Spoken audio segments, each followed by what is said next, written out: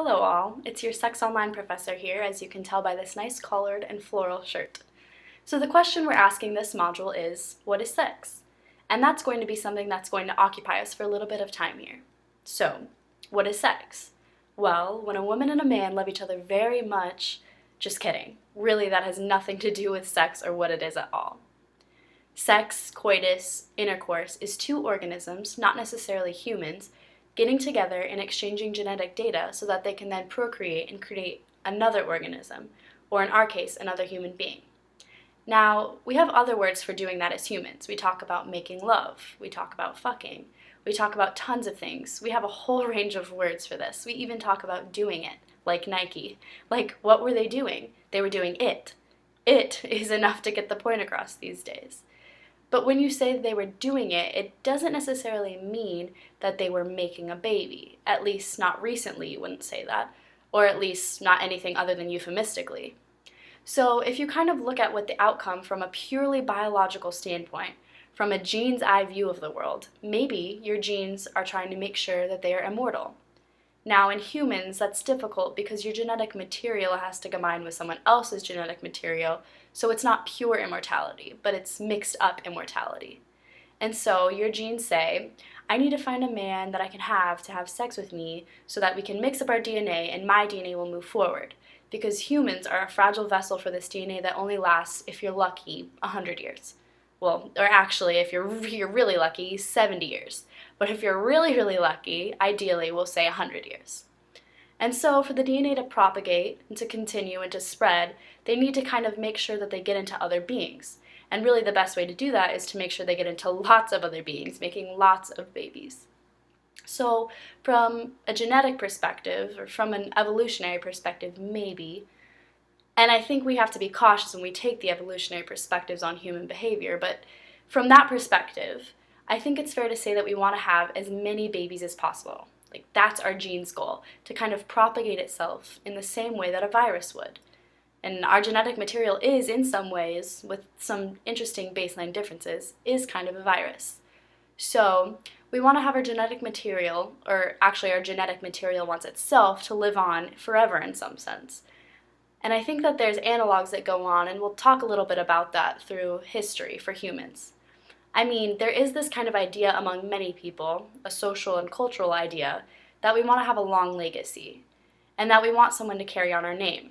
But, in a broader sense of a name, that we want to somehow have an effect beyond the time when we're dead. And some of us might write great works of literature or have other large impacts on society, but that's considered hard. Whereas having a baby, especially for men, is comparatively easy. So from that evolutionary perspective, and at least in some small way that cultural perspective, being good at sex means having lots of babies. It's more of a question of fertility. And I don't think today you would say, oh, Rob, do you know Rob? He's awesome at sex. Every time he has sex, he makes a baby. That's not our ideal for what sex should be today, right? But I think there's something to that evolutionary perspective of sex, which is that the objective of engaging in intercourse is procreation and continuing the species. And that's not just from an evolutionary and biological perspective, but as we'll see, through especially the longest part of the early history of mankind, that fertility is really important. That having lots of children means the ability to have lots of people who can work for you, essentially. Especially without the advanced capitalistic kinds of economic systems back then, it's really hard to get people to work for you unless you have legitimate or some form of legitimate power so that you can get people to work for you because you're the king or because you're the emperor or whatever, or B, because you own them because they belong to you in some sense, maybe through slavery at the time. But actually, both of those are pretty advanced on the scale as we get up there. Really, in many cases, the way you got people to work for you and to build your family empire was to have kids and have them be able to work for you. And in many places in the world, including the United States, that is still the case, that the most assured way to build your family fortune is to have a large number of kids that are willing to work in your family business. But for most advanced societies today, or we'll say for most modern societies today, that's not true. In fact, increasingly in the most advanced economies in the world, having kids is really expensive. It's a tax on you. You have to buy food, they have to go through school, housing, all these things. So if you're capable of not having lots of kids, you probably don't. And in most countries today, at least those who have fairly decent access to wealth, that is, living above poverty, many of them are not producing even a replacement level of 2 kids, so many couples are not creating 2 babies to replace themselves with. So population is actually essentially dwindling, especially in places like Northern Europe and Japan where they just can't make enough babies to replace their population, where they have to import people to do that. So the world has changed for sure, but through that we can talk about how sex has changed. Sex has never just been about coitus. Sex has never just been about making babies. And even sex has never been just about pleasure either. Certainly, I think we overstate the degree to which, so what's the goal to having sex, right? The goal of having sex for a very long time is because if you had sex, you could have babies. Certainly, I think as long as humans have been alive, one of the goals to having sex is that it's actually, hey, an enjoyable thing to do. There's physical pleasure from that. And I think during the later part of the 20th century, we had this focus on orgasm, that the goal of sex is to not have a baby, but the goal of sex is to reach orgasm, or multiple orgasm. So we had this kind of shift, and a lot of that came from technology and the availability of contraception. But all in all, I think those are very simplistic goals of sex, and those are very simplistic ways of thinking about what sex is. Because sex is essentially to what we are biologically, but it's also essential to what we are culturally and socially. And I will argue over the next few weeks that sex is also essential to what we are technologically. That is, a lot of our technology, and we'll talk about this in the next segment about what we mean by technology, but a lot of our technology is tied up and tied around the way in which we engage in sex and around eroticism.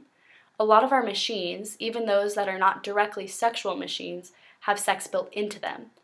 Like before we talked about sexy automobiles. We talked about the shapes that we use for cases for machines that we would otherwise just put in a box. We talked about design and art, and all of these are forms of technology by a broader definition, but we'll talk about that in a minute. So, right from the beginning, what makes a human a human? Well, that's always a really big question. Like some will say we're symbol using and we have thumbs. But a big piece of this is our ability to make technology. Technology, including recording technologies so that we can do things like have knowledge passed from generation to generation, or technology that affects the world and allows us to shape our built environment. So we have these technologies that make us more than just individuals. They make us a society. And sex has always been a part of those technologies, and technology has always been a part of that sex. So we're going to talk a lot about how this intersection of society and culture, of biological function and behavior, which like having sex, and of technology, and how all of those things really interrelate in very interesting ways. So tune in to Module 2, Lecture 3 next week, or later in the week whenever you decide to log on, and I hope you enjoy and find it as interesting as I do. Thank you. Have a great week.